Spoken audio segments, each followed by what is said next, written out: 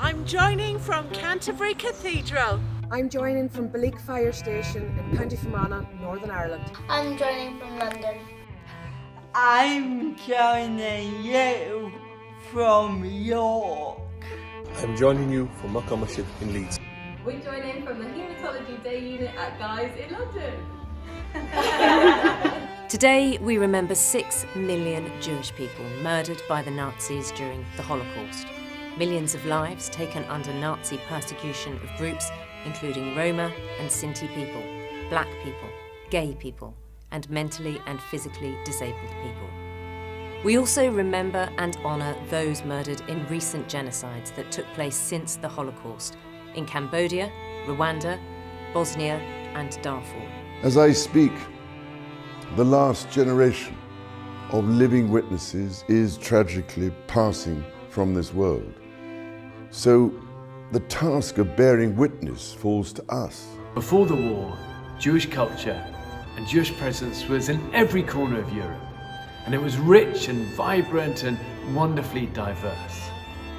The 10 million Jews living in Europe before the war were not representing Jewry. They were European. They were mankind. We had a pretty village, a river running through. In the summer we were swimming in the river, and the winter it was iced over and we would skate over it. We were a happy village. From the time they assumed power in Germany in 1933, the Nazis used propaganda and legislation to deny human and civil rights to German Jews. Persecution of Jews escalated through Europe as more than 1,000 ghettos were built to isolate and dehumanize Jewish people. I saw my brother and I was with him when they took us to somewhere which happened to be Auschwitz.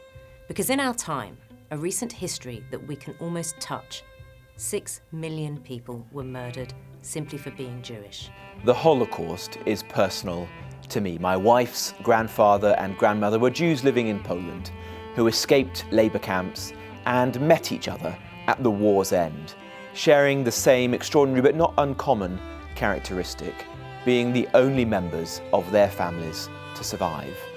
The Nazis believed that there was an ideal master race, which was blonde, blue-eyed, tall and strong.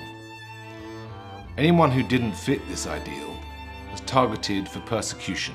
This included Roma and Sinti people, black people, gay people, and those with mental or physical disabilities.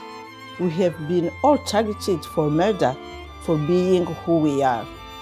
យើងផ្ទាល់ស្គាល់ការប្រឡាយពូជសាសន៍វាបានកើតឡើងពីមុនហើយវានឹងអាចកើតឡើងទៀតនៅថ្ងៃអនាគត In the rising of the sun and in its going down, we remember them. In the blowing of the wind and in the chill of winter, we remember them. In the opening of buds and the rebirth of spring, we remember them. In the blueness of the sky and in the warmth of summer, we remember them. In the rustling of leaves and in the beauty of autumn, we remember them. In the beginning of the year and when it ends, we remember them. When we are weary and in need of strength, we remember them. When we are lost and sick at heart, we remember them. When we have joys we yearn to share, we remember them. So long as we live, they too shall live. For they are now a part of us, as we remember them. The Bible teaches the human soul is the candle of the Lord. Indeed, we are the guardians of the fragile flame of our humanity. So let us never forget that even a tiny flame can banish darkness.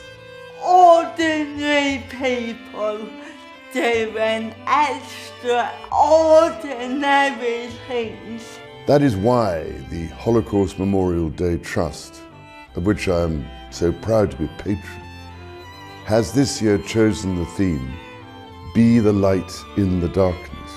We can all be light in the darkness.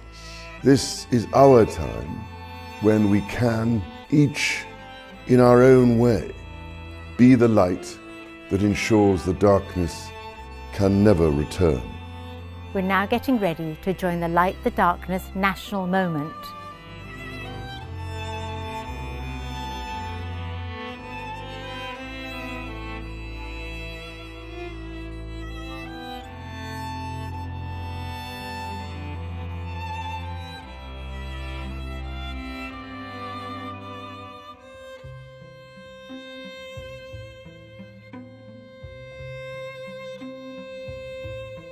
Thank you for joining us.